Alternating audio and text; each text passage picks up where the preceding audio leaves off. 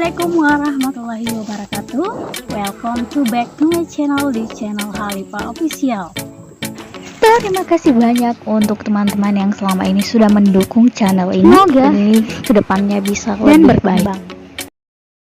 Senang sekali rasanya bisa bersua lagi di kesempatan ini. Saya ingin sedikit berbagi pengalaman yang mungkin bisa juga berguna buat teman-teman, bisa menjadi wawasan dan mungkin bisa menjadi referensi.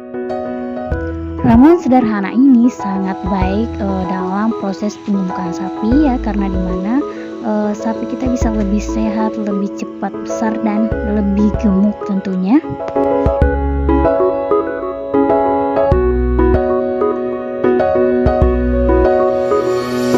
Seperti yang kita ketahui, air memiliki peranan yang sangat penting bagi ternak terutama untuk proses metabolisme tubuh, seperti untuk mengatur suhu tubuh, membantu proses pencernaan, mengangkat zat-zat pakan, dan yang paling penting adalah mengeluarkan bahan-bahan yang sudah tidak digunakan dari dalam tubuh sapi. Sekedar info saja teman-teman, tubuh sapi penyusun terbesarnya adalah air. Sekitar 7-75% penyusunnya adalah air. Jadi bisa kita bayangkan betapa berdampak negatifnya pada ternak dan lebih parahnya bisa menyebabkan kematian jika konsumsi air ini tidak terpenuhi secara baik.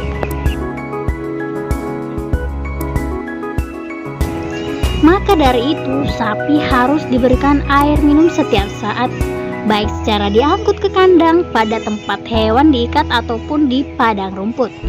Kekurangan air minum mengakibatkan sapi tidak mau makan jadi sehingga produksi maksimumnya tidak bisa tercapai. Seekor sapi setiap hari rata-rata membutuhkan air antara 3-6 liter per kilo pakan kering. Oleh sebab itu air harus cukup tersedia di kandang apabila menginginkan pertumbuhan sapi yang baik. Kalau dihitung ternak sapi memerlukan 25-40 liter air per ekor per hari.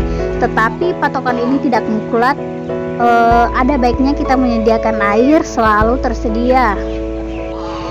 Ini karena kebutuhan ternak sapi umumnya tergantung kepada beberapa faktor seperti dari jenis apa sapi tersebut, kondisi iklim tempat bermukim sapi, umur sapi, dan jenis pakan yang diberikan. Sapi yang berumur lebih muda cenderung lebih banyak membutuhkan air dibandingkan dengan sapi yang sudah lebih tua. Kebutuhan sapi akan air dapat diberikan melalui berbagai cara. Pemenuhan kebutuhan air dapat dilakukan melalui air minum, air yang terkandung di dalam pakan, atau melalui air yang berasal dari metabolisme zat yang terkandung di dalam pakan.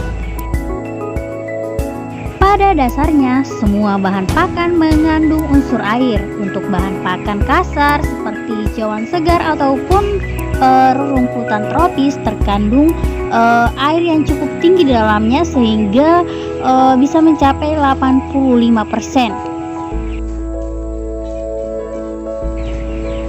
Oleh sebab itu, hewan ternak tropis seperti sapi ini dapat bertahan hidup tanpa air minum dengan mengandalkan air dari hijauan yang dikonsumsinya.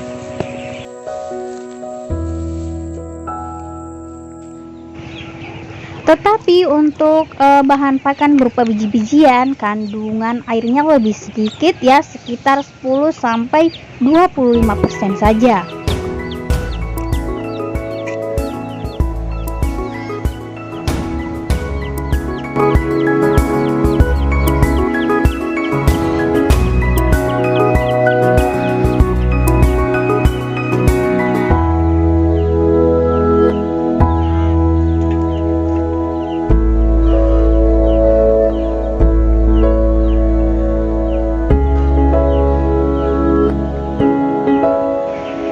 Oke, tanpa berlama-lama kita langsung saja melihat bagaimana caranya. Yuk ikuti terus.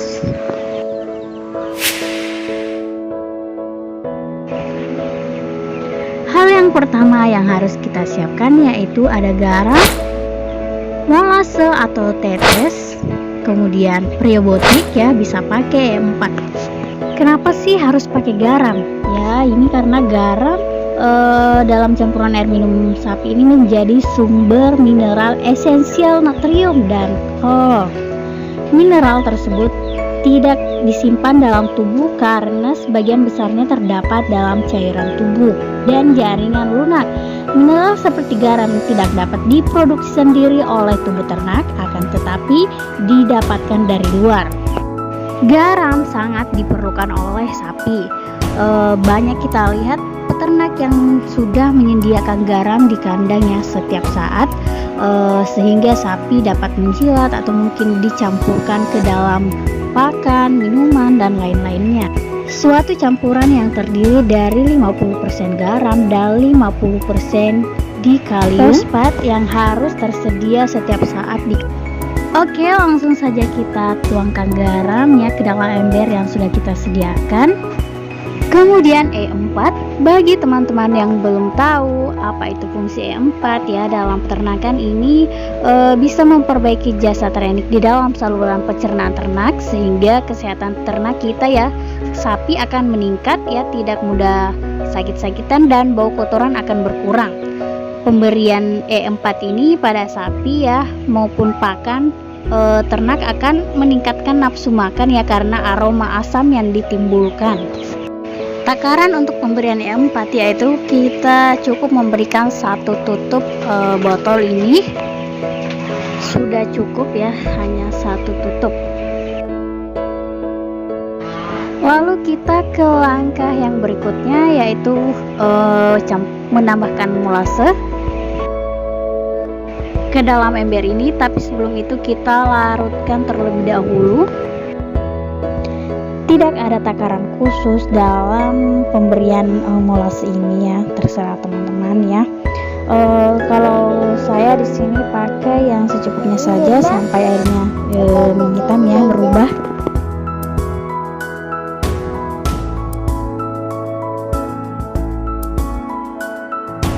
Kita tambahkan sedikit air, kemudian dilarutkan pakai sendok atau bisa juga kalau mau pakai tangan, nggak apa-apa sih.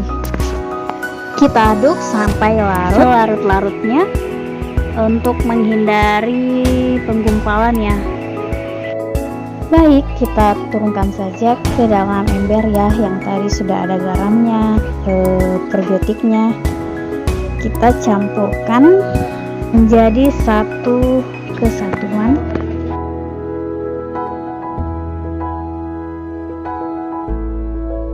Selanjutnya kita tambahkan air sampai hampir penuh ya, tapi jangan terlalu penuh juga.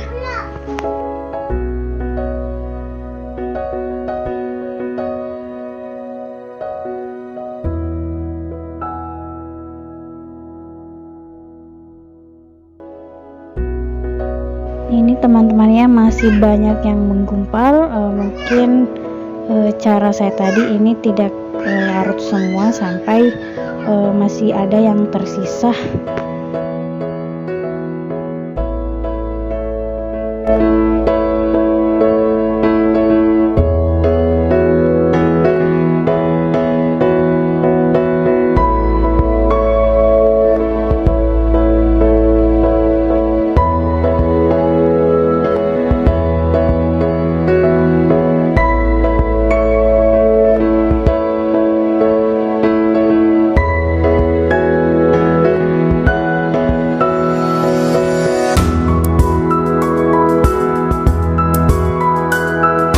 Setelah kita rasa semuanya sudah tercampur, kita langsung saja menuangkan ya ramuan yang sudah kita buat, kita campurkan ke dalam air minum. Perlu teman-teman ketahui bahwa sapi yang belum terbiasa dengan minuman seperti ini kemungkinan besar akan hanya meminum sedikit ya, tapi lama-kelamaan seiring waktu jika terus dilatih mungkin akan lebih terbiasa dan lebih menyukainya lagi. Sembari menunggu kedatangan sapi, saya ingin sedikit berbicara tentang sistem pemeliharaan di sini. Ya, di sini kita pakai sistem pemeliharaan semi intensif. Oke, Bagi teman-teman yang belum tahu apa itu sistem semi intensif, jadi peliharaan semi intensif yaitu sapi dipelihara dengan cara dikandangkan dan digembalakan. Dalam artian, pagi kita bawa ke ladang, kemudian pada sore hari kita pulangkan. Sistem ini cukup efektif pada perkampungan ya, karena masih, terutama di tempat saya ini, karena masih banyak lahan-lahan kosong.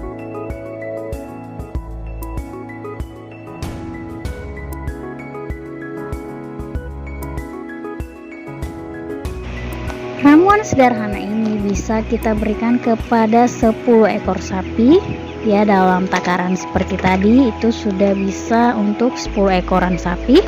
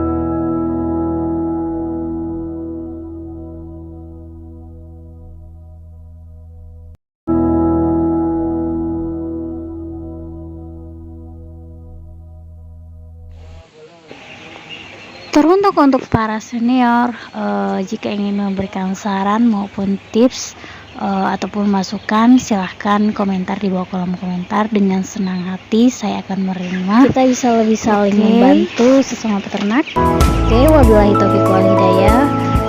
Assalamualaikum warahmatullahi wabarakatuh.